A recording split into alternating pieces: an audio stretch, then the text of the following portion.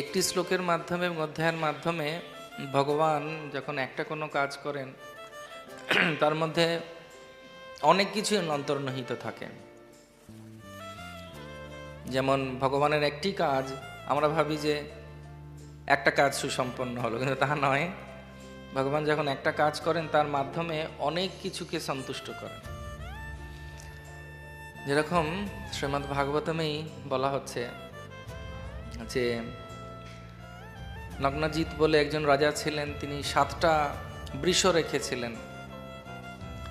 সেই 7টা বৃষকে যে নিয়ন্ত্রণ করতে পারবে, লাগাম দিতে পারবে, তার সঙ্গে মেয়ের বিয়ে দেবেন। তো ভগবান 7 ভাবে বিভক্ত হয়ে 7টা বৃষকে নিয়ন্ত্রণ করলেন। তো বাহ্যিকভাবে সেটা প্রমাণিত হলো যে ভগবান বৃষদেরকে নিয়ন্ত্রণ করেছেন এবং বিয়ে করেছেন, কিন্তু তা নয়। বিশ্বনাথ চক্রবর্তী ঠাকুর আচার্য বলছেন যে ভগবান যে 7টা ভাগে বিভক্ত করেছেন, এটা দুটো কারণ। এক কারণ হচ্ছে যে ভগবান দেখাতে চাইলেন যে একমাত্র আমার পক্ষে এটা সম্ভব করা, এটা যাতে কেউ নকল না করতে পারে। আর দ্বিতীয়ত তিনি নগ্নজিতার কাছে, সেই রাজকুমারীর কাছে এটা প্রমাণ করলেন যে তোমার ভয় নেই, আমার 18,108 16,108 জন রমণী আছে। তার মানে এই নয় যে তোমাকে আমি সময় দেব না। যেভাবে এই বৃষগুলোকে আমি 7 ভাবে বিভক্ত হয়ে এক একজন বৃষকে নিজেকে নিয়ন্ত্রণ করেছি, আমি তোমার ঘরে নিজেই আসবো গৌর প্রেমানন্দে। ঠিক সেরকমভাবেই আজকের যে আলোচনা, এই আলোচনাটা শ্রীমদ্ ভাগবতমের ধীরে ধীরে ভগবান তার নিত্যধামে ফিরে যাচ্ছেন, তার প্রাক্কালের অবস্থা। সেখানে তার প্রিয় বন্ধু, আত্মীয় এবং তার খুব কাছের ব্যক্তিত্ব হচ্ছেন উদ্ধব। পাণ্ডিত্যে, গাম্ভীর্যে, চরিত্রে, ভক্তিতে, ভগবানের প্রতি সমর্পণে এবং একজন উৎকৃষ্ট বৈষ্ণব হিসেবে উদ্ধবের সব শাস্ত্রে উল্লেখ করা হয়েছে তার মহানতা। উদ্ধব এমন একজন ব্যক্তি ছিলেন যিনি নিজে কোনোদিন নতুন কাপড় পরেননি, নতুন গয়না পরেননি, নতুন বস্ত্র পরিধান করেননি। তার বাসন কোসন, জামা কাপড়, থাকার জায়গা সব হচ্ছে কৃষ্ণের প্রসাদ। কৃষ্ণ যেটাকে বাতিল করতেন, কেন তিনি তো নিত্য নূতন মহাত্মা দার্শিন চৈতন্য বল্লভ, তার সব কিছুই নতুন। সেই কারণে তো এমন কোনো জিনিস তিনি ব্যবহার করতেন না যেগুলো কৃষ্ণ ব্যবহার করেনি, তাই তো? সব কিছু ওনার প্রসাদ উনি ব্যবহার করতেন, এবং সেই কৃষ্ণময় থাকার জন্য ওনাকে কৃষ্ণের মতোই দেখতে ছিল। সেই জন্য গোপিকারা এবং বৃন্দাবনে যখন তিনি গেছেন, তখন দূর থেকে তাকে দেখে এরকম বলা হয় যে যে ছবি দেখে একজন গর্ভবতী মহিলা সবসময় তাকিয়ে থাকবে, তার মতো ছেলের মুখ হবে বা মেয়ের মুখ হবে। হরে কৃষ্ণ, এটা মানে।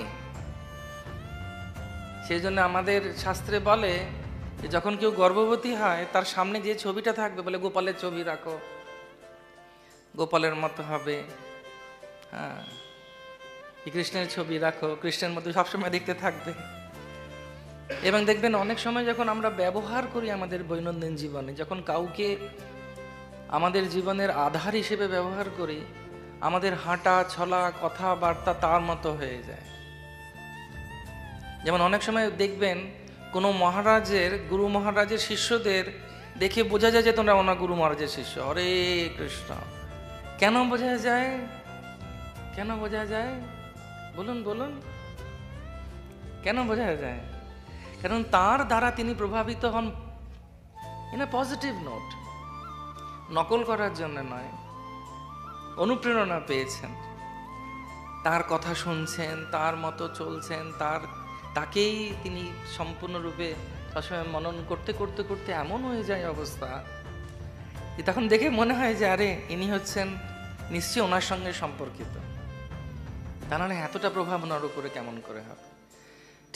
সেই রকমই উদ্ধব এতটাই ভগবান শ্রীকৃষ্ণের প্রতি সম্পূর্ণরূপে সমর্পিত ছিলেন, আর ভগবানেরই প্রসাদ গ্রহণ করতেন।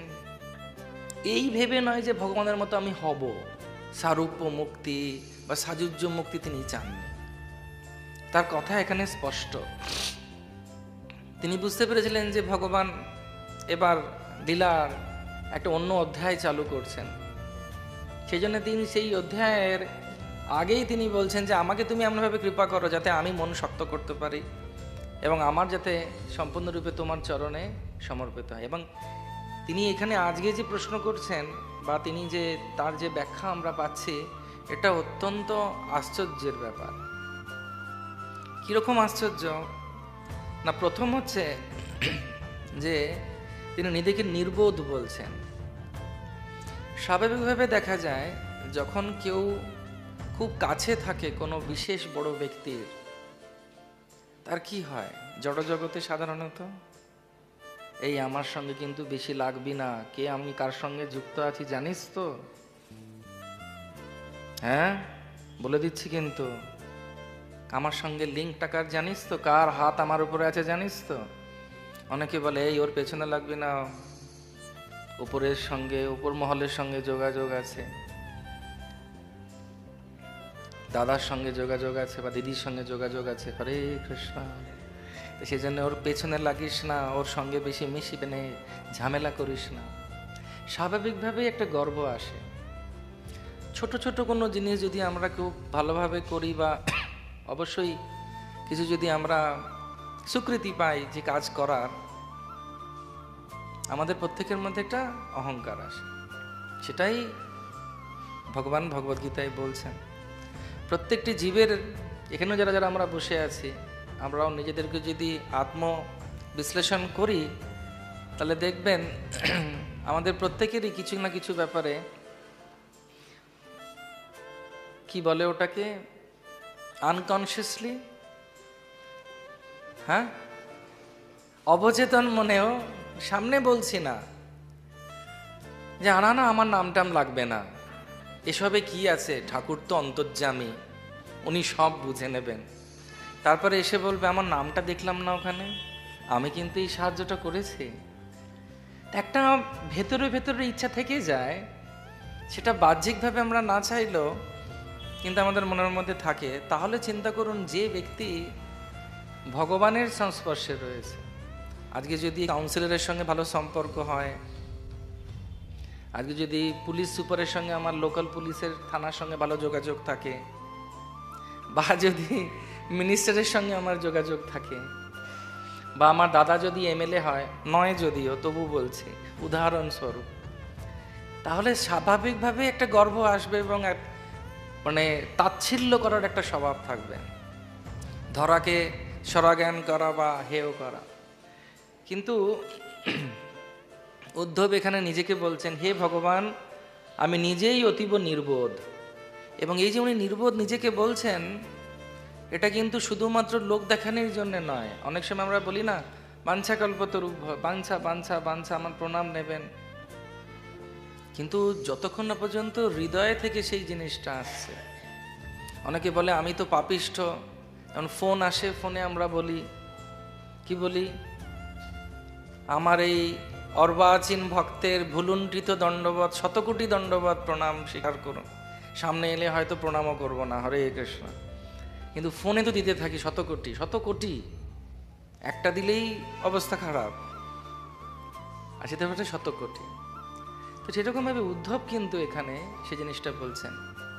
যারা আধ্যাত্মিক জগতে রয়েছেন, আমাদের মতো যারা ভগবত পিপাসু, আধ্যাত্মবিদ্যা যাদের জীবনের সব কিছু, তাদের জন্যেও, এবং যারা এখনো পর্যন্ত সেটা না বুঝে জড়জগতের মোহের মধ্যে রয়েছেন, তাদের জন্যও এটা প্রযোজ্য। যে যদি যতক্ষণ না পর্যন্ত আমাদের সেই আত্ম উপলব্ধি হচ্ছে এবং আমরা বুঝছি যে আমাদের কিছুই করার নেই, সব কিছু কৃষ্ণের হাতে, ততক্ষণ পর্যন্ত এই ভাব আমাদের আসবে না। যেরকম বলা হয় যে আমরা যখন ভগবত ভক্তির পথে আসি বা ভক্তি পথে আসি, তখন আমাদের প্রত্যেকের মধ্যে একটা উৎসাহ থাকে, উদ্দীপনা থাকে, আমরা অনেক কিছু ভগবানের জন্য করতে চাই এবং সেটা স্বাভাবিক করা, সেটার জন্যে এখানে আসা। কিন্তু সেই কাজ করতে করতে বা সেবা করতে করতে অনেক সময় আমরা এমন দৌড়াতে থাকি যে এই জিনিসটা আমাদের মধ্যে আসতে শুরু করে দেয়, সে যে যেখানেই থাকুক না কেন, সেটা ব্যাপারে সাবধানতা অবলম্বন করা উচিত। যে আমরা ভাবি যে আমরা কেউ কেটা, কেউ কেটা মানে বোঝেন তো, মানে একজন বড় সড়ো কেউ।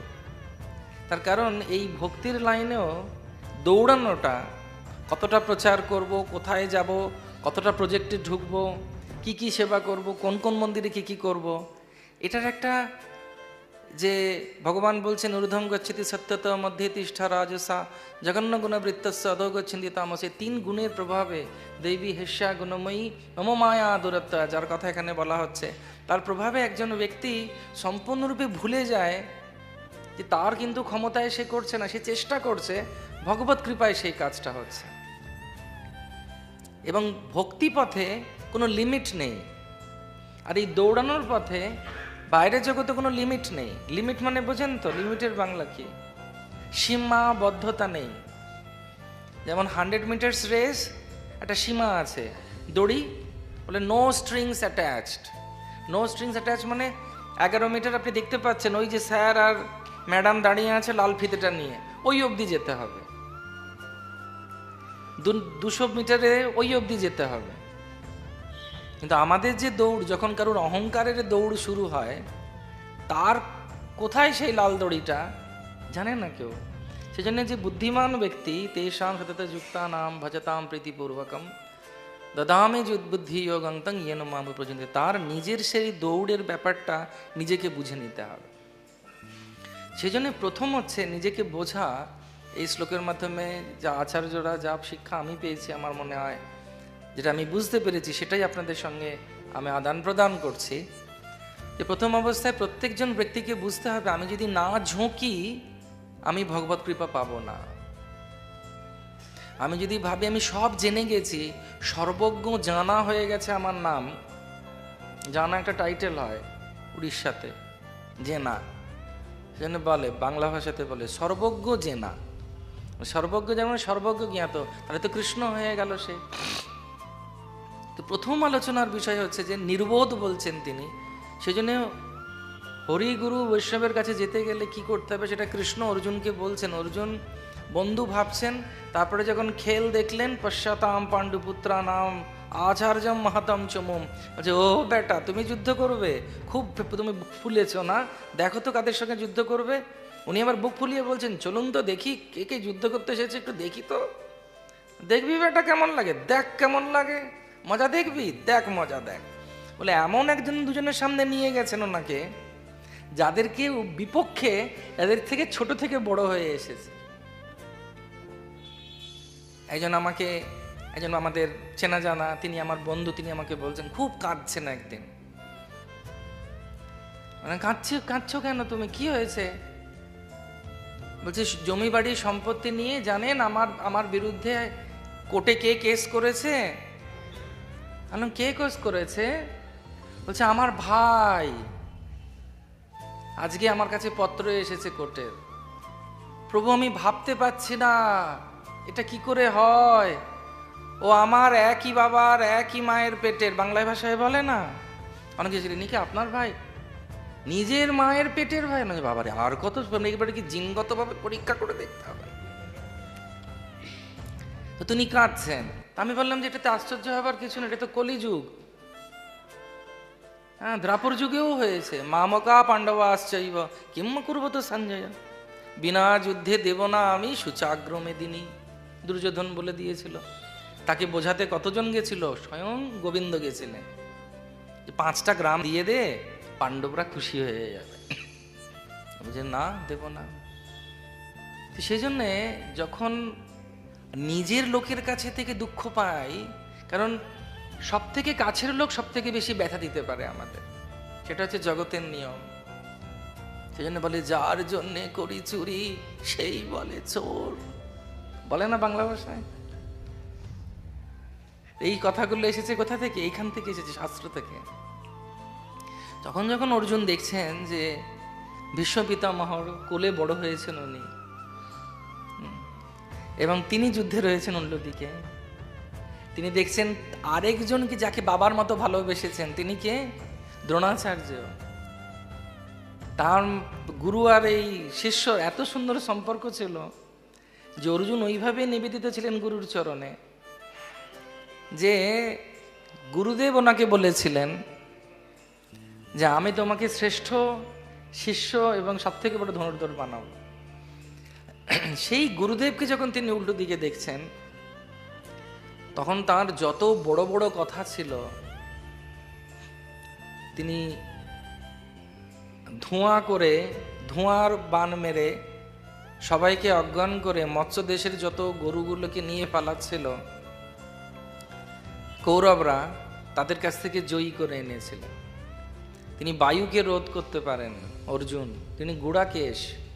গুড়াকেশ মানে জানেন? ঘুম দরকার নেই। একটা পরীক্ষা করেছিল হয় আমেরিকাতে, জেগে থাকতে হবে শুধু ওইটাই। 2 দিন জেগে থাকার পরে 3 দিনের দিন মাথা খারাপ হয়ে অজ্ঞান হয়ে পড়ে গেছে। কিন্তু অর্জুন গুড়াকেশ ছিলেন। তিনি রাত্রেবেলা, এগুলো কিন্তু চেষ্টা করবেন না একদম যে কি আমি চেষ্টা করি আজকে আমি জেগে থাকি কতদিন, তারপরে কিন্তু আপনাকে রাঁচিতে পাওয়া যাবে বা পিজির মেন্টাল হেলথ এন্ড ইউনিটে পাওয়া যাবে, সেটা ভালো হবে না। কারণ আচার্যদের এবং মহাপুরুষদেরকে নকল করতে নেই। অনেক সময় অনেকে ভাবে আমি চেষ্টা করে দেখি তো, অর্জুন পেরেছে তো কি হয়েছে, আমিও কম নাকি?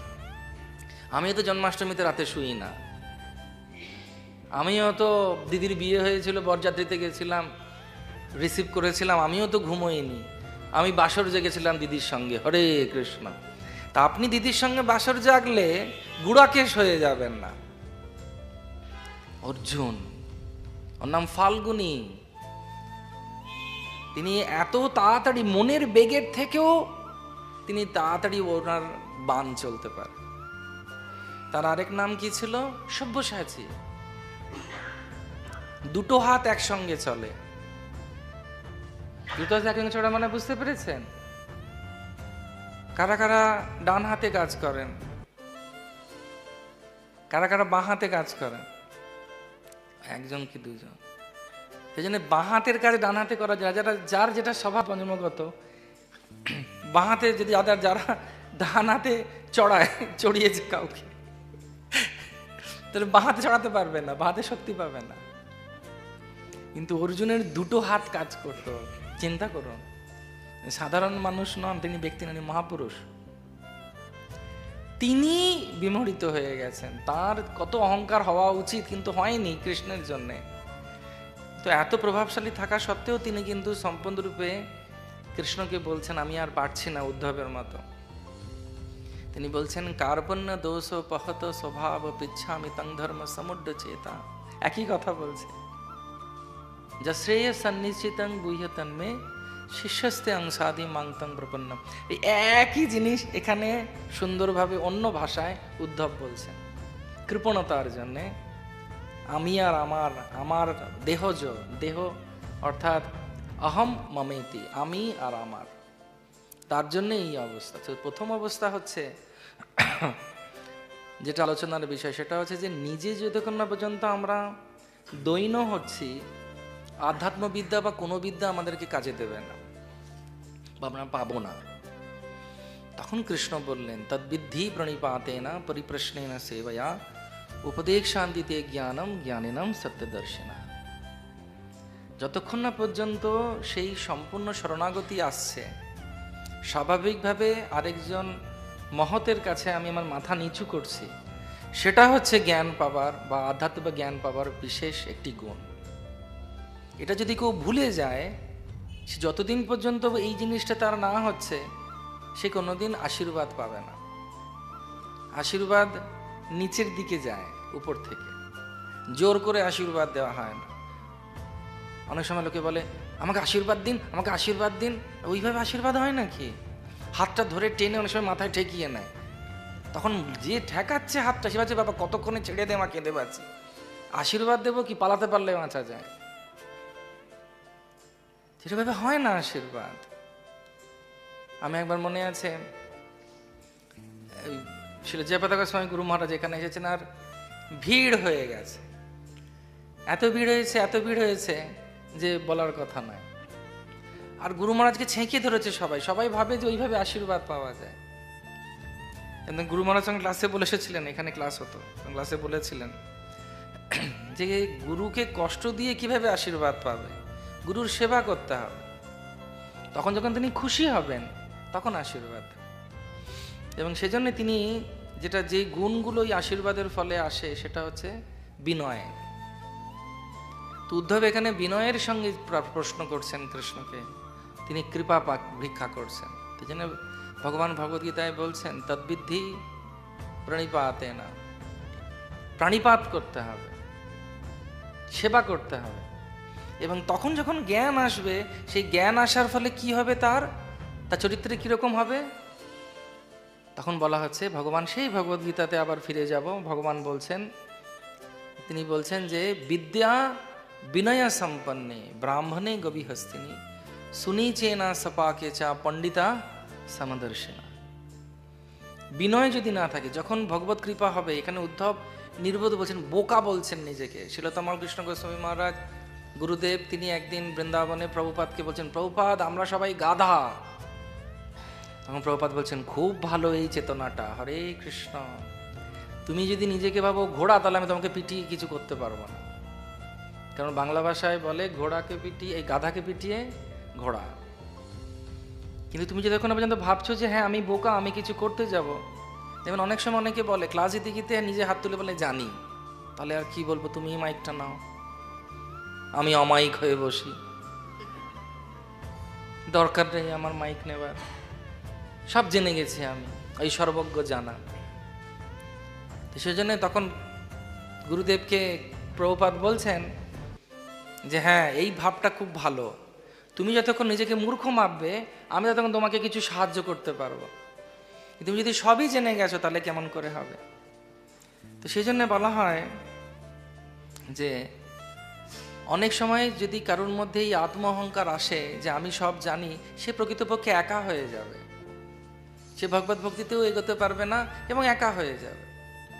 ইংরেজি ভাষায় একটা কথা আছে, যেটা আমাদের বাংলা ভাষাতেও আছে, যে তুমি যদি দৌড়াতে চাও খুব জোরে কোনো দিকে, তাহলে একা দৌড়াও। বা বোঝাতে পারছি কি? যদি দৌড়াতে চাও কোনো দিকে, কোনো বিশেষ জিনিসের প্রতি, বা দৌড়াচ্ছে, যদি দৌড়াতে চাও তাহলে একা দৌড়াও। কিন্তু তুমি যদি অনেক দূর দৌড়াতে চাও তাহলে সবাইকে সঙ্গে নাও, যাত্রাটা ভালো হবে। বোঝা যাচ্ছে? তা আমরা অনেক সময় বিভিন্নভাবে দৌড়াতে শুরু করি, প্রচারের জন্যে হোক বা কোনো কিছু জিনিসের জন্যে হোক, এত দৌড়াই সব সম্পর্ক নষ্ট হয়ে যায়, একাই চলছে, একাই করে দেখাবো, হামবি কিসি সে কাম নেই। এবং সেই দৌড়ে যতজন বন্ধু বান্ধব তারা আর দেখাই যাচ্ছে না, কই রে কেউ নেই, ও চলে গেছে, অনেক দৌড়ে চলে গেছে। কিন্তু আধ্যাত্মিক যে জীবনটা, এটা কিন্তু একা দৌড়াবার জন্য নয়, তাহলে আনন্দ পাওয়া যাবে না। আধ্যাত্মিক জীবনে যখন আমরা আসি, তখন এই যাত্রাটাকেও আনন্দময় করতে হবে, জার্নিটাকেও এনজয় করতে হবে। অনেক সময় অনেক রকম চিন্তা থাকে, ট্রেনে বসবো, ওখানে পৌঁছাবো, ওটাই হচ্ছে ব্যাপার। কিন্তু তা নয়। আমরা যখন যাত্রায় যাই, আমরা স্টেশনে কীর্তন করি, হরে কৃষ্ণ কৃষ্ণ কৃষ্ণ হরে হরে, হরে রাম রাম রাম হরে হরে। আমরা একবার মনে আছে, আমরা পুরী গেছিলাম, তো পুরী থেকে যখন ফিরছি, আমাদের স্টেশনে এত নৃত্য হচ্ছে, আর লোকে সেটা দেখে, আনন্দ উপভোগ করে। তারপর যখন ট্রেন থেকে নেমে পরের দিন সকালবেলা আমরা স্টেশনে যাচ্ছি, হাওড়াতে পৌঁছেছি, তখন ট্রেনের যে চালাচ্ছিলেন আমাদের চালক, উনি আর ওনার সহকর্মী নেমে এসেছেন নিচে নেমে এসে আমাদেরকে বলছেন, দারুণ ছিল আপনাদের কীর্তনটা, আমার খুব ভালো লেগেছে। এবং আমি ওই কীর্তন করতে করতেই ট্রেনটা চালিয়েছিলাম, হাত ছেড়ে দিন নাচতে শুরু করেননি তো? তখন বলছেন না না না, তা করিনি, কিন্তু খুব ভালো লেগেছে। যখন শিল প্রভুপাদ ভক্তদেরকে নিয়ে প্রথমবার আমেরিকা থেকে বৃন্দাবনে আসছিলেন, কোন একটা বোয়িং বিমান, নামটা ভুলে যাচ্ছি, সেই বিমানের 90% ছিল ভক্ত। এবং ওই 1000 ফিট ওপরে, আজ থেকে প্রায় এত বছর আগে, সবাই কীর্তন করছে, নাম করছে সেই ফ্লাইটে উপরে। এবং সেখানে বিমান সেবিকা, বিমান সেবক এবং পাইলট অব্দি ধন্যবাদ দিয়েছিলেন, ক্ল্যাপিং মানে ওভেশন দিয়েছিলেন যখন ফ্লাইট নাবে, যে এত সুন্দর আনন্দময় করে যাত্রা হয়েছিল। সেজন্য এই যাত্রাটাকেও এনজয় করতে হবে। অনেক সময় আমরা এই আত্ম অহংকার বা শরণাগতি না নেবার প্রচেষ্টা না করে নিজেরা দৌড়াতে থাকি। যারা বোঝার বুঝছে, হরে কৃষ্ণ, কিন্তু ওই লিমিট রাখতে হবে, গণ্ডি রাখতে হবে, দড়িটাকে রাখতে হবে। 100 মিটার্স না 200 মিটার্স, তা না হলে পাগল হয়ে যেতে হবে আমাদের। সেটা হচ্ছে একটি বিষয় যেটা আমাদেরকে বানতে হবে। যেমন একবার ভক্তিতীর্থ স্বামী মহারাজ, তিনি তার সাক্ষাৎকারে বলছিলেন, উনি ছিলেন আমাদের এই ইসকনের সেই সময়ের সবথেকে বড় বুক ডিস্ট্রিবিউটার। ওনার নাম বোধহয় ঘনশ্যাম প্রভু ছিল সেই সময়, যদি আমি ভুল না বলি। তো উনি এত চাপ দিতেন ভক্তদেরকে যে ওই দলটা প্রতিবার ফার্স্ট আসতো বুক ডিস্ট্রিবিউশনে। তা একদিন উনি পুস্তক বিতরণ করে একটু দেরিতে ফিরেছেন, ফিরে শুনছেন ওনার দল কি আলোচনা করছে। উনি ভাবছেন দল খুব খুশি, দল খুব আনন্দে রয়েছে। তো উনি কান পেতে শুনছেন, হঠাৎ করে ঢুকতে গিয়ে আটকে গেছেন। বলছে এই দলে আর থাকবো না, অযথা চাপ, সব সময় খালি চাপে চাপ মনে করছি, আর ভালো লাগছে না, আনন্দের সঙ্গে সেবা করতে পারছে না। স্বামী বলছে এই মন্দির ছেড়ে অন্য মন্দিরে কোথাও সেবায় চলে যাব, আর নিতে পারছি না চাপ। উনি এত চাপ দিচ্ছে, সব কথাতে উনি এসে আমাদেরকে খালি একটা কথাই বলছেন, এটা করতে হবে, এটা করতে হবে, এটা করতে হবে। আরে উদ্দেশ্য ঠিক আছে, কিন্তু এত চাপ দিচ্ছ কেন? পাচ্ছি না নিতে। তো উনি যখন শুনলেন, উনি তো বিদ্বান ছিলেন, বুদ্ধিমান ছিলেন, ভালো ভক্ত ছিলেন, শুদ্ধ ভক্ত ছিলেন, পরবর্তীকালে উনি গুরু হন এবং আরো সুন্দর সুন্দর কার্য কৃষ্ণ তার মাধ্যমে করেন। উনি সঙ্গে সঙ্গে পরের দিন থেকে নিজের আচরণ, নিজের ব্যবহার, নিজের ভালোবাসা, নিজের বন্ধুত্ব এমন করে দিলেন, যেই মুহূর্তে তিনি রিলিজ করে দিলেন ওদের সবাইকে এবং সবার সঙ্গে একসঙ্গে সেবা করা শুরু করলেন, সেই বছর আরো বেশি বুক ডিস্ট্রিবিউশন ভালো হয়েছিল। মহারাজ বলছিলেন যে চাপ দিয়ে নয়, ভালোবেসে। সেরকম আরেকটি ঘটনা আছে, ছিল তমাল কৃষ্ণ গোস্বামী মহারাজ গুরুদেব, তিনি বাস নিয়ে বুক ডিস্ট্রিবিউশনের জন্য যেতেন। কারণ ইসকনে আমাদের একটাই উদ্দেশ্য হচ্ছে স্মর্তব্য সততম বিষ্ণু বিস্মর্তব্য না জাত উচিত।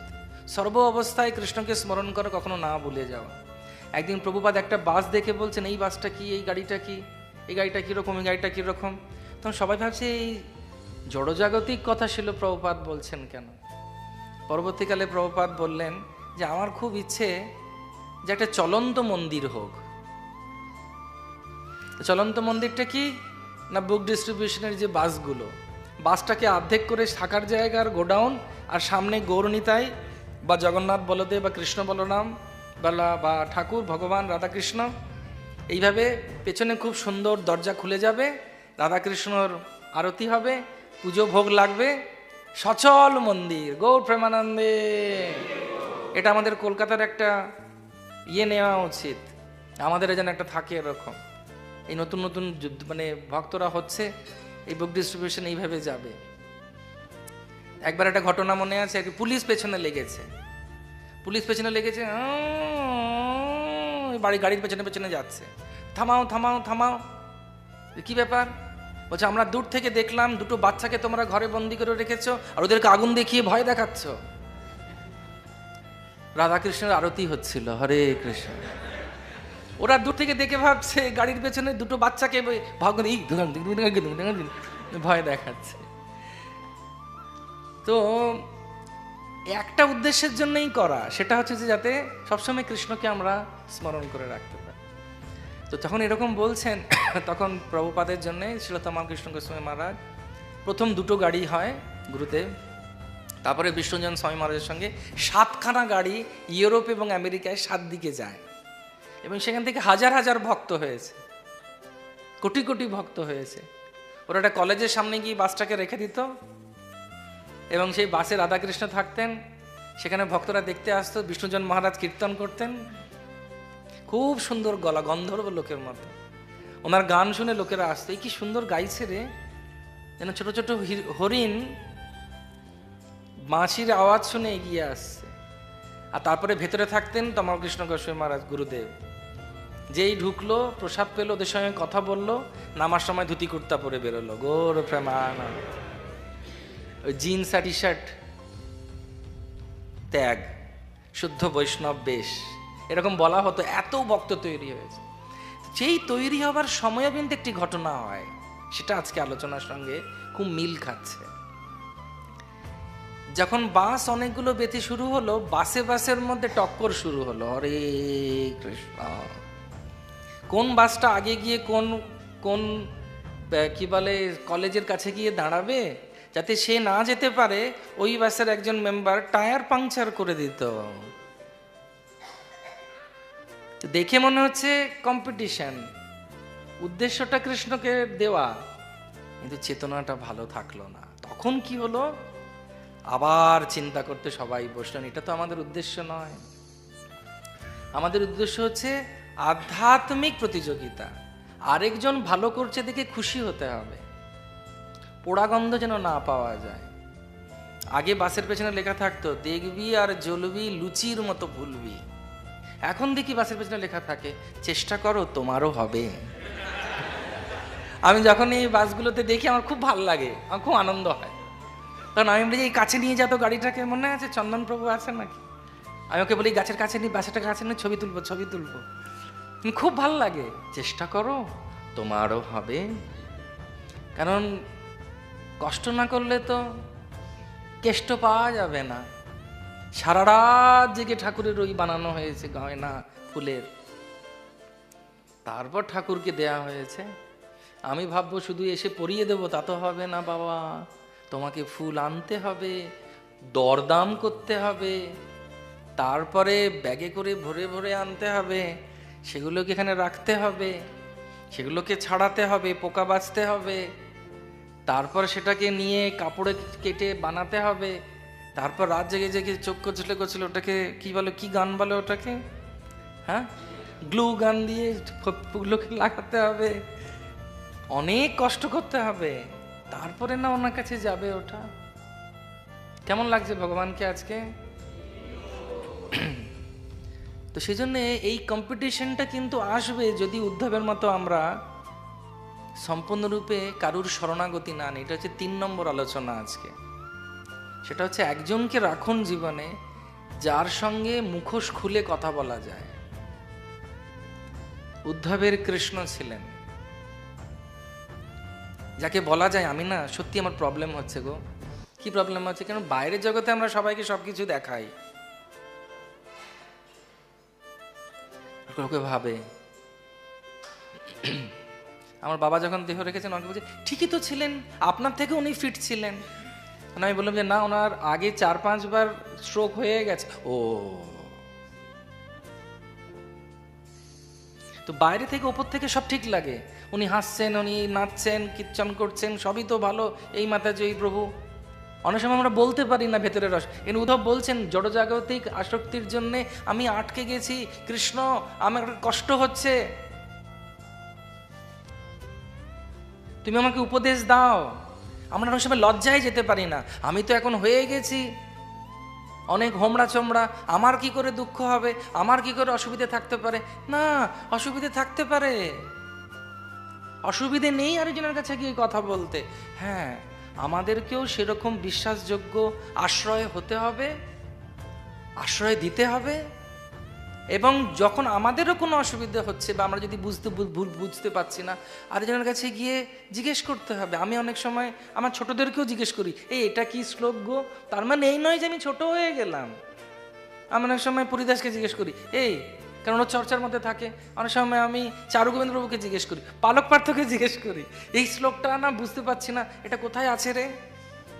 এবার অনেকে বলতে পারে উনি তো কিছুটা পদে আছেন, এত বছর আছেন, এই আছেন ওই আছেন, লোকে জানে, তাহলে উনি কেন জিজ্ঞেস করেন? না, হতেই পারে, আমার অসুবিধে, আমি প্রশ্ন, আমি কৃষ্ণ নই। সেজন্য জীবনে, ভক্তি জীবনে একজন এমন লোক থাকা উচিত বা একজন ব্যক্তি থাকা উচিত যার কাছে গিয়ে আমি কথা বলতে পারি। সেটাকে বলে রূপ গোস্বামী বলছেন 3 প্রকারে, উত্তম, মধ্যম আর কনিষ্ঠ। মধ্যম ভক্তদের সবসময় একটা সঙ্গের মধ্যে থাকা উচিত। বড়রা আশীর্বাদ দেবে, উৎসাহ দেবে, ছোটরা বাহ করবে, কিন্তু সমগোত্রীয় ভক্তরাই কিন্তু আমাদের সাহায্য করবে।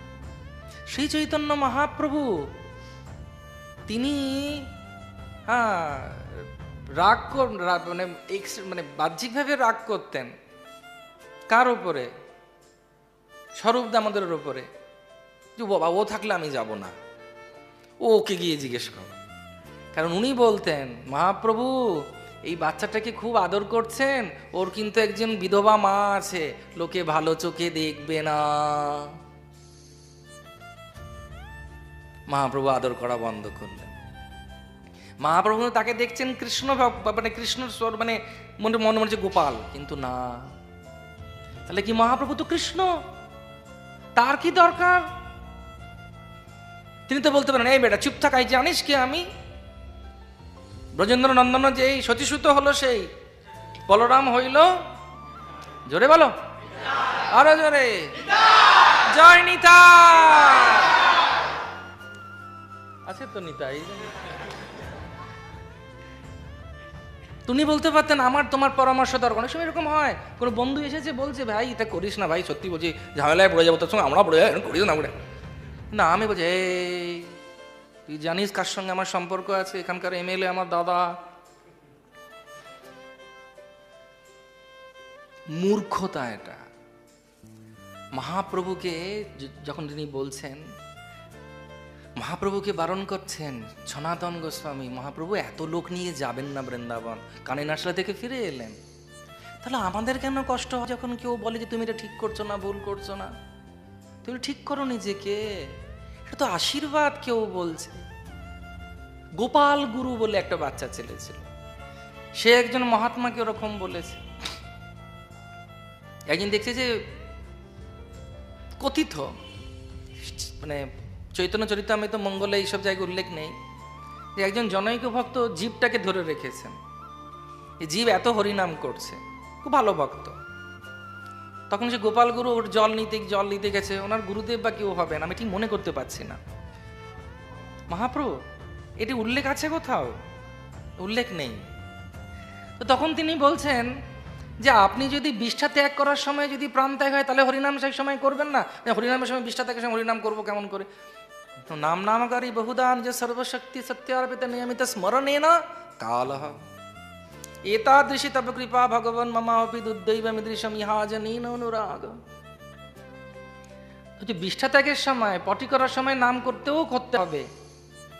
উনি বাচ্চাটা বলছে, আচ্ছা গুরুদেব, আপনি যদি এই বিষ্ঠা ত্যাগ করতে করতে প্রাণ বেরিয়ে যায় তখন কি হবে নাম না নিলে? বলছি, বাবা গোপাল, তুই তো আমার গুরু হলি রে আজকে।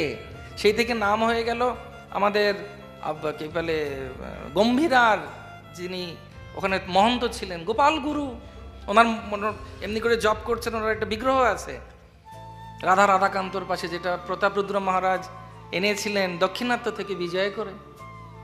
তো আমাদেরকে যখন কেউ কিছু বলে, মহাপ্রভুকে বলছে, নিত্যানন্দ প্রভুকে বলে, মহাপ্রভু বলছেন আমি রাজ দর্শন করবো না, তাড়াও বিষয়ীর সঙ্গ। বলছে ঠিক আছে, তুমি রাজার কাছে যাবে না, রাজার মুখ দেখবে না, বাচ্চাটাকে ডাকি, কারণ পিতাকে প্রতিনিধিত্ব করে পুত্র। ঠিক আছে, তুমি যখন চাইছো না, তোমার অন্তত একটা অঙ্গবস্ত্র দিয়ে দাও, ঠিক আছে তুমি যখন। নিত্যানন্দ প্রভুর কথাও মহাপ্রভু শুনছেন। সেরকম আমাদের ভক্তি জীবনের অনেক কিছু এই উদ্ধবের থেকে আমরা শিখতে পারি। আসক্তির কথা তো আর আমি বলছি সে বিষয়ে আপনারা অলরেডি ওয়াকিবহাল, কিন্তু আমি যেটা দেখি সেটা বলছি। প্রথম জিনিসটা আমি যদি দেখি যে উদ্ধব এত বড় একজন ব্যক্তিত্ব হওয়া সত্ত্বেও কিন্তু তিনি কত গম্ভীরতার সঙ্গে আশ্রয় নিচ্ছেন শ্রীকৃষ্ণের। তিনি ভাবছেন না যে সে আমার বন্ধু বা আমার সখা বা আমার বান্ধব বা আমার আত্মীয়। সেরকম আমাদের জীবনে এরকম অনেক থাকতে পারে ভক্ত, বা ভক্তিহীন, তাদের কাছে আমরা সলা পরামর্শ করতে পারি, কোনো অসুবিধা নেই। আর আমাদের যে কোনো অবস্থায় দৈন্য থাকা উচিত, কারণ জড় জগতের থেকে আমরা আলাদা জগতের লোক হতে চাইছি। সেই জন্য আমাদেরকে এই গুণগুলো আনা উচিত। দৈন্য আত্মনিবেদন গোতৃপ্তে বরণ, অবশ্য রক্ষিবে কৃষ্ণ বিশ্বাস পালন। ভক্তি অনুকূল মাত্র কার্যের শিকার, ভক্তি প্রতিকূল ভাব বর্জনাঙ্গিকার। সেজন্য একজন জীবনে রাখুন, একজন কি দুজন আমাদের থাকা উচিত, যার কাছে আপনি সব রকম প্রশ্ন বা সব কথা সুন্দরভাবে বলতে পারবেন। সেই ব্যক্তিটাও আপনিও হন আরেকজনের জন্যে, বিশ্বাস নিয়ে। লোকে আসে না কেন? আমার কথা যদি জেনে যায় তাহলে আমাকে পরবর্তীকালে শোষণ করতে পারবে। এটা জড় জগৎ নয়, এটা আধ্যাত্মিক জগৎ নয়। আমার গুরুদেব বলতেন যে সেই জন্য শিব হতে হবে সবাইকে, বৈষ্ণবদের আর বৈষ্ণবীদের। শিব হতে মানে কি? জামা কাপড় ছেলে শ্মশানে বসে থাকতে হবে? না, শিবকে তো ওরকম নকল করা যাবে না। বৈষ্ণব নাম যথাসম্ভব। শিব কি পান করেছিলেন? সেটা কি গিলে ফেলেছিলেন? কণ্ঠে কেন ধারণ করেছিলেন?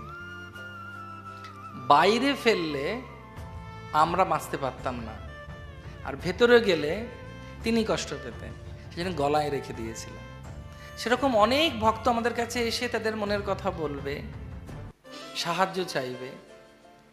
সেটা অনেক সময় আমরা সহ্য করতে নাও পারি, কিন্তু একটু শুনতে হবে। দরকার হলে তাকে আরেকজনের কাছে পাঠিয়ে দিতে পারি, কিন্তু কাউকে বলা যাবে না। অনেক সময় কি হয়, এই আত্মহংকারের জন্য আমি আমার নিজের একটা ঘটনা বলি। আমাদের মন্দিরে অন্য একজন জায়গার একজন ব্যক্তি এসেছিলেন। তিনি কিছু কারণের জন্য খুব ডিস্টার্বের বাংলা কি, হ্যাঁ, চিন্তিত বা একটু ব্যতিব্যস্ত ছিলেন। তো আমাকে আমার কর্তৃপক্ষ বলেছিলেন যে যাও, ওর কথা শুনে একটু সাহায্য করো ওকে। তা আমি তো ভাবলাম যে দেখো, আমার কর্তৃপক্ষ কত আমার উপরে ভরসা রাখে, আমি নিশ্চয়ই সেই স্থানে উঠেছি যে আমাকে উনি বলছেন যেতে, তার মানে কাউকে না, আমাকে বলেছে।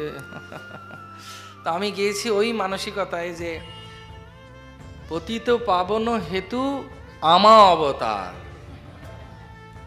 আমি এসেছি আরেকজনকে উদ্ধার করতে, সেটা আমার গুরুরাও বুঝতে পেরেছেন। তো ওনার সঙ্গে বসলাম, 1 ঘন্টা বসার পর আমার 3 দিন আমি ডিপ্রেশনে চলে গেছিলাম, যে একজন মানুষের জীবনে এত কষ্ট হতে পারে। আমাকে বাঁচার জন্য আরেকজনের কাছে শরণাপন্ন হতে হয়েছে। ঠিক সেরকমই আমাদের জীবনেও কিছু ব্যক্তিকে রাখা উচিত, দৈন্য থাকা উচিত। এইভাবে যখন আমরা চলবো এবং অহংকারকে ত্যাগ করে আশ্রয় নিয়ে জ্ঞান নেওয়া উচিত। এবং কেউ যদি বকা দেয় বা ভালোবেসে সংশোধন করে, সেটা ভাবা উচিত কৃষ্ণ আমাকে সংশোধন করছে। তার কারণ কি জন্যে কোনো কাজ হচ্ছে সেটা আমরা জানি না।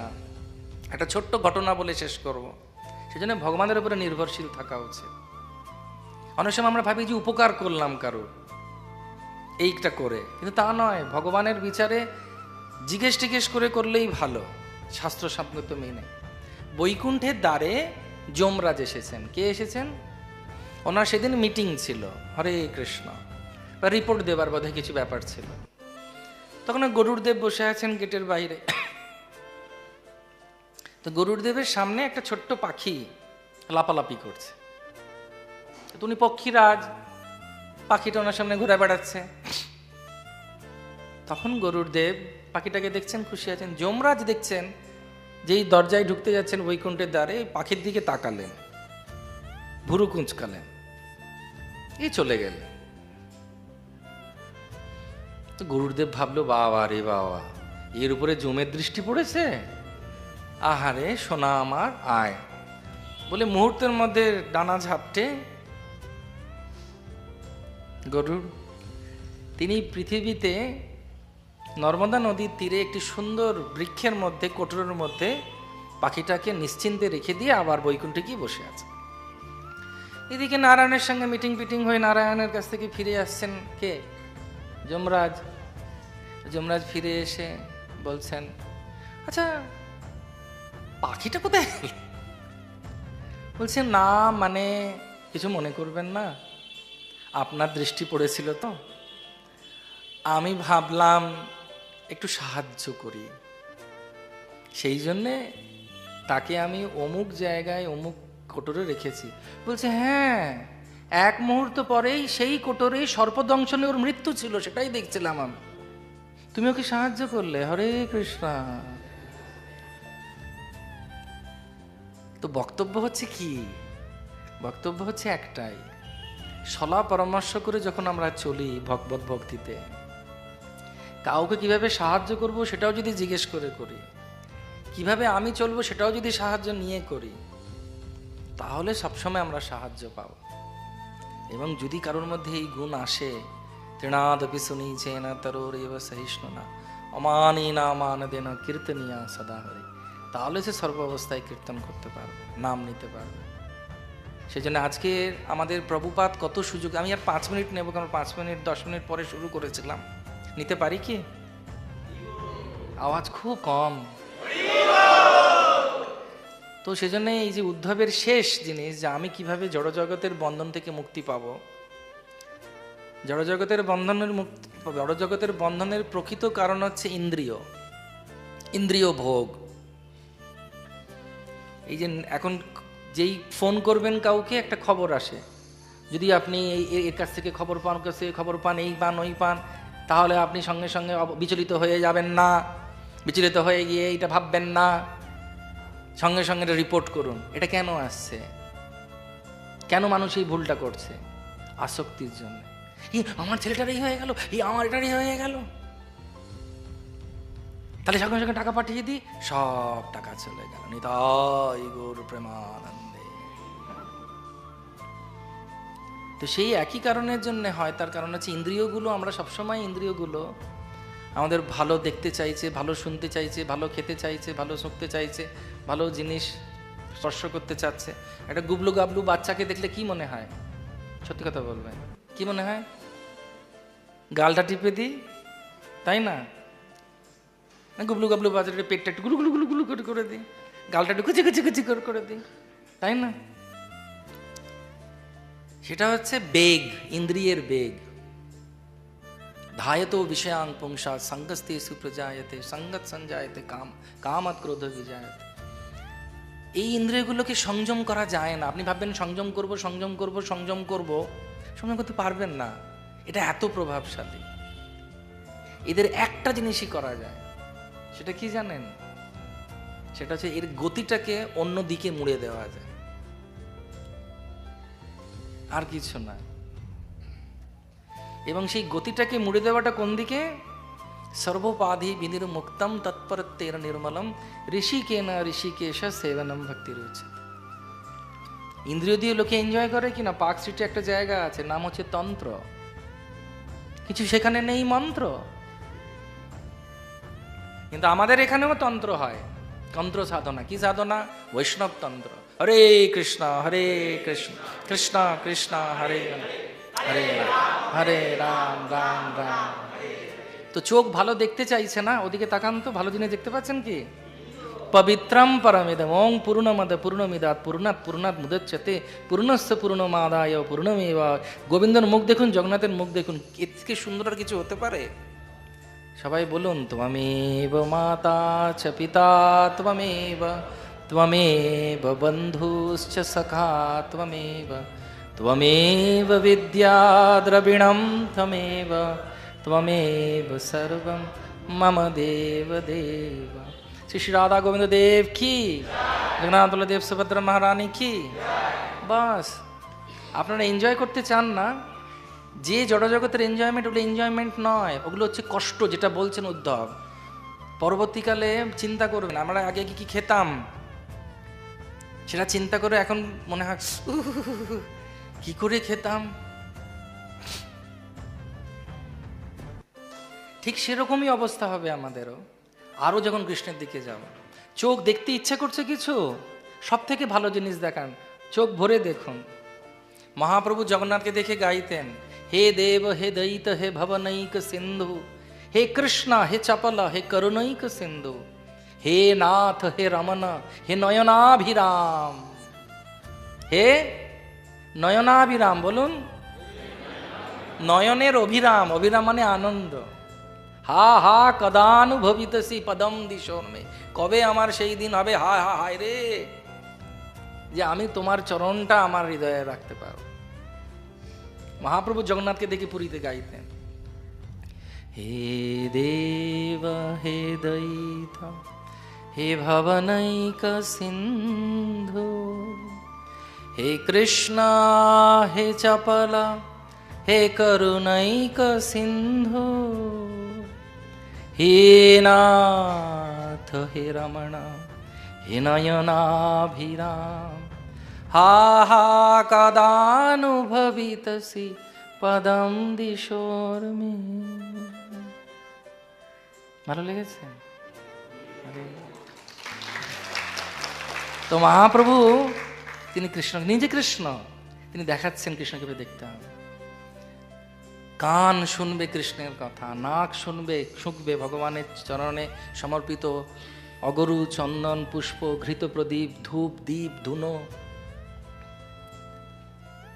জিহ্বা আস্বাদন করবে কৃষ্ণ প্রসাদ, জিহ্বা বলবে, কি বলবে? হরে কৃষ্ণ কৃষ্ণ কৃষ্ণ হরে হরে, হরে রাম রাম রাম। হাত তালি দেবে, জপ করবে, বাস পঞ্চ ইন্দ্রিয় সম্পূর্ণরূপে কৃষ্ণের চরণে, তখন মন এমনিতেই কৃষ্ণের কাছে চলে আসবে। আর তার সম্পূর্ণ এই আনন্দ উৎসবের সব থেকে বড় উৎসব হচ্ছে আজকে সন্ধ্যেবেলা যেটা হবে, সব ইন্দ্রিয়গুলো নিজেদের ভালো পার্টি করবে, পার্টি টুডে। কি পার্টি? কৃষ্ণকে নিয়ে পার্টি। গোবর্ধনের নিচে 7 দিন 7 রাত পার্টি হয়েছিল। সবাই দাঁড়িয়ে আছে, সবাই ভাবতো এ রাতের বেলা কৃষ্ণ কি করে দেখবো, এইভাবে কিভাবে আমরা কৃষ্ণকে ছেড়ে যাব না। তো কৃষ্ণ বললেন, ঠিক আছে, তোদের ইচ্ছে হয়েছে, আমি গ্রান্ট করলাম। গোবর্ধন লীলা করলেন, 7 দিন 7 রাত সবাই গুড়াকেশ হয়ে গেছে অর্জুনের মতো, কেউ ঘুমোচ্ছে না। কেন চিন্তা করুন, যদি গোবিন্দ আপনাদের সঙ্গে এসে নাচতে শুরু করে কেমন হবে? আর উনি নাচছেন। তা আজকে 7টার সময় ওনাকে ফুল দিয়ে অভিষেক করবে ভগবানের ভক্তরা, আপনারা ভক্তরা সামনে থাকবেন, এই যে জিনিসগুলো সামলে, হরে, তা নাহলে আবার অনেকে আবার আপনাকে সম্পূর্ণরূপে মুক্ত করে দেবে সব আসক্তি থেকে। হরে কৃষ্ণ, সেটা আসক্তিগুলো রেখে আসুন বাড়িতে। তো ভগবানকে নিয়ে যে আনন্দ, ওইগুলো একই আনন্দ। ইন্দ্রিয়গুলো কষ্ট পায় ভোগ করে জড়জগতে, ওই ইন্দ্রিয়গুলো দিয়েই কৃষ্ণকে দেখে, কৃষ্ণকে কেন্দ্র করে আপনি কৃষ্ণানন্দে এত মাতোয়ারা হবেন যে আপনার ইন্দ্রিয়গুলো এত সতেজ হয়ে যাবে যে আপনি সর্ব অবস্থায় কৃষ্ণকে স্মরণ করে, ইন্দ্রিয়গুলোকে পবিত্র করে কৃষ্ণকে নিয়ে সবসময় আনন্দে থাকতে পারবেন। সেটা হচ্ছে সবথেকে বেশি ইন্দ্রিয় তৃপ্তি, আধ্যাত্মিক ভাব। যার জন্যে আমাদের বাংলার বাড়ির ছেলে অভয়চরণ অরবিন্দ ভক্তিবেদান্ত স্বামী শিল প্রভুপাদ এই ইন্দ্রিয় ভোগ থেকে লোকেদেরকে বাঁচাতে, ইন্দ্রিয় তর্পণের থেকে বাঁচাতে তিনি ইন্দ্রিয়র যে স্বামী ঋষিকেশ কৃষ্ণের শরণে আমাদের সবাইকে সমর্পিত করেছেন। সেজন্য আর কালাতে বিলম্ব না করে, কার কার ইন্দ্রিয়গুলো সজাগ হাত তুলুন দেখি। সবার একই না, সবাই ভাবছে হাত তুলবো কি তুলবো, আরে তুলুন, কোনো অসুবিধা নেই। তো সেই ইন্দ্রিয়গুলো দিয়ে কৃষ্ণের সেবা করুন, তারপরে দেখবেন ইন্দ্রিয়গুলো আপনাকে আর ছোবল মারছে না, সেগুলো পবিত্র হয়ে গেছে, আর সর্ব অবস্থায় আপনি আনন্দে থাকছেন। অনেক অনেক ধন্যবাদ আপনাদের সবাইকে ধৈর্য ধরে শ্রবণ করার জন্যে। খুব ভালো থাকবেন। 2025-এ আমাদের ইন্দ্রিয়গুলো যেন সম্পূর্ণরূপে কৃষ্ণ সেবায় যায় সেই প্রার্থনা করুন। আর দৈনভাবে থাকুন ভগবত ভক্তির পথে, এটাই একমাত্র উপায়। শ্রী শ্রী রাধা গোবিন্দ মন্দিরের তরফ থেকে অনেক সুযোগ দিচ্ছে ভক্তরা, ভক্তিবৃক্ষের মাধ্যমে, ইউথ ফোরামের মাধ্যমে, ওয়েলউইশার ফোরাম গ্রুপের মাধ্যমে, ছাত্রদের সেবার মাধ্যমে, কিচেনের মাধ্যমে, ডিটি ডিপার্টমেন্টের মাধ্যমে কত রকমের সুযোগ পাচ্ছেন শুধু কৃষ্ণকে এগিয়ে নিয়ে যাওয়ার জন্য। আজকে যদি চান আপনাদের ইন্দ্রিয়গুলোকে সেবায় লাগান, ফুল চয়ন করে, আর নিজের মানব জীবনকে ধন্য করুন। আমরা পবিত্র হয়ে গেছি কৃষ্ণের সংস্পর্শে, সেজন্য আসুন একবার আমরা সবাই মিলে কৃষ্ণের কাছে প্রার্থনা করি। সেবা আছে, হরে কৃষ্ণ কৃষ্ণ কৃষ্ণ হরে হরে, হরে রাম রাম রাম। গৌর প্রেমানন্দে হরি বল। আপনাদের অনেক অনেক ধন্যবাদ। খুব ভালো থাকবেন, খুব আনন্দে থাকবেন।